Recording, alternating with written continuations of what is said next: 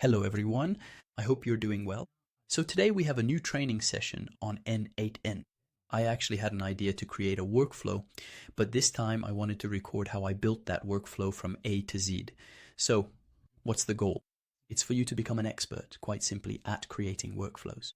Because the best way to learn how to create a workflow is to recreate one that already exists. Because when we go to rebuild it, we'll first learn how to make the connections, the HTTP requests, the API calls, and of course we're going to run into a few bugs, a few errors, and we'll try to fix them. And it's through that process that we'll understand how a workflow actually functions, and that will help us, giving us the ability to create our own scenarios, our own workflows. So to make learning n8n easier, what did I do? I created this workflow myself. So it's a workflow that actually contains a huge number of nodes, multiple connections with APIs, and it also connects to social media.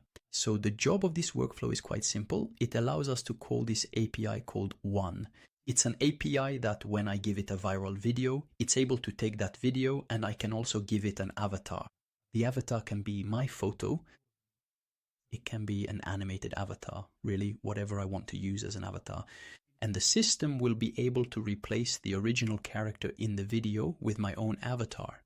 It will use my own voice and it will perform all the movements.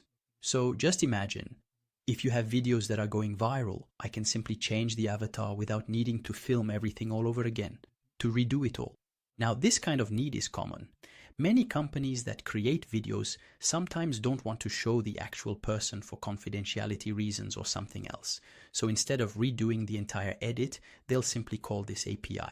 It's a small, very interesting API that will help us create videos of very, very high quality. And what's the goal here? I chose this specific workflow to base the training on because it really makes use of triggers and it utilizes, in fact, several different functionalities. And in a way, it's a workflow that can be a very, very good subject for teaching you automation with n8n. I also use certain extensions like Blotato for handling the sharing. I also use a lot of APIs that come from the fal.ai website. So all of this, of course, with tools from OpenAI that will help us write the text, create the script, and everything else. We're going to do all of this from A to Z.